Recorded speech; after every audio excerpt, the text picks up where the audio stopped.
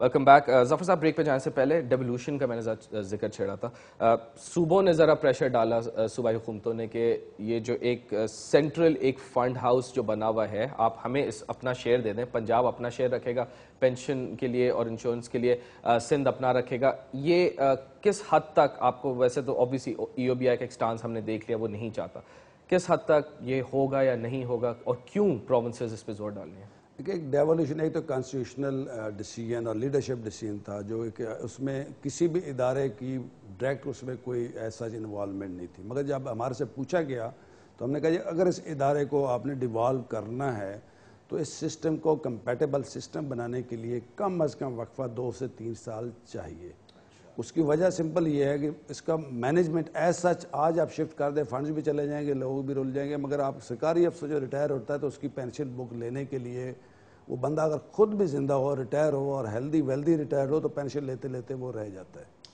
آپ اگر سوات کا ایک امپلائر اس کی یہاں پہ کراچی میں کام کر رہا ہے یا کوئٹہ میں, آپ کے مائنز ورکرز موسٹلی 80-90% سوات کے ہیں, اگر وہ لوگ بیچاروں کی یہاں پینشن اس کی بیوہ سوات سے کہاں لینے جائیں کیسے آئے گی؟ بالکل. تو وہ ایک آپ کو 100% نادرا پیٹرن پہ ڈیٹا نیٹ ورک کریٹ ہونا چاہیے, سی این ایس سی 100% اس پہ ہو جانا چاہیے, بہت سٹیبل نیٹ ورک ہونا چاہیے, سٹیبل نیٹ ورک ہونا چاہیے, اور یہ ایک نیٹ ورک نہیں ہر جگہ پہ ہونا چاہیے.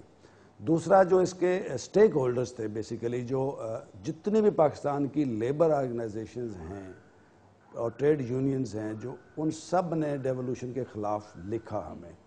جتنے چیمبرز ہیں ملک کے, ایک چیمبر بھی ایسا نہیں ہے جس نے ڈیولوشن کے لیے کہا ہو.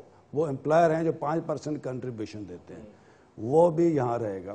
مگر ایک مسکنسیپشن جو ہے وہ میں کلیئر کرنا چاہوں گا کہ یہ ای او بی آئی کے فنڈز نہ تو پنجاب استعمال کر سکتا ہے, نہ سندھ کر سکتا ہے, نہ بلوچستان کر سکتا ہے. یہ ورکرز کا پیسہ ہے اور ہم اس کے ٹرسٹی ہیں. یہ ورکرز کی ویلفیئر کے لیے جا اور اس سے انہی کو ملے گا, کسی اور میں یہ جا ہی نہیں سکتا. اب یہ پیسہ اگر آپ چاہتے ہیں کہ اس کو انویسٹمنٹ جو ہم ایک پالیسی ہے وہ انویسٹمنٹ کوئی اسکیم پنجاب گورنمنٹ لے آئے جہاں سے ہمیں پیسے واپس ملتے ہیں, اچھا ریٹرن ملتا ہے, ہم پنجاب میں لگا دیں گے. وہ بلوچستان گورنمنٹ لے آئے, ہم بلوچستان میں لگا دیں گے. کے پی کے گورنمنٹ کو ایک ایسا پروجیکٹ لے آتی ہے جس میں ہمیں میکسیمم ریٹرنز ملتے ہیں, یہ پیسہ وہاں بھی انویسٹ ہو سکتا ہے. تو وہ قانون کے مطابق وہ تو صوبوں میں یا فیڈرل گورنمنٹ کہیں بھی اس کی رکاوٹ نہیں ہے. بلکہ ہمارا میجر پروجیکٹ جو ہے ایک ہوٹل پروجیکٹ ہے وہ لاہور میں بن رہا ہے, تو اس کو اوبیسلی لاہور میں جاب کریٹ ہوگا, لاہور میں فیسیلٹی ہوگی, ٹیکسیشن اس پہ جو ریٹرنز آئیں گے وہ لاہور پنجاب گورنمنٹ کو آئیں گے, تو وہ ایشو نہیں ہے.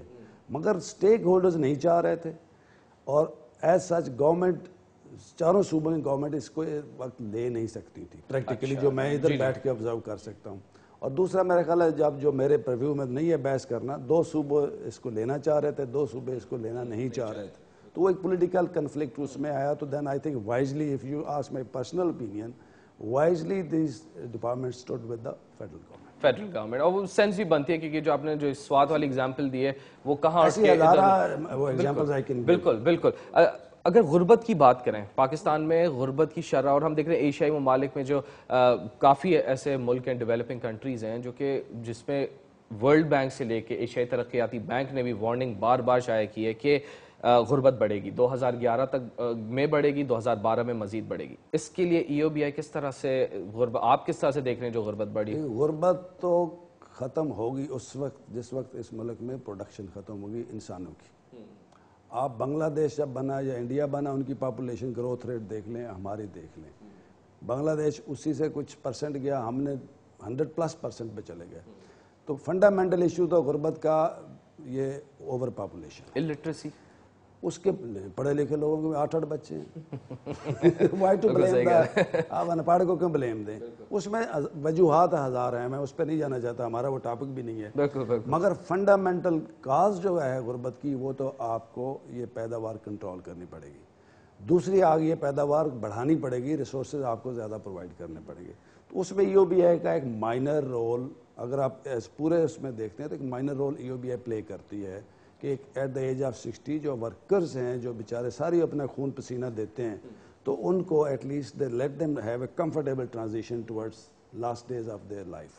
اس کو ایک ایلیمینیٹ کرنے میں یا اس کو ایک تھوڑا سا برنٹ کو برداشت کرنے میں ای او بی آئی کا اپنا ایک رول ہے.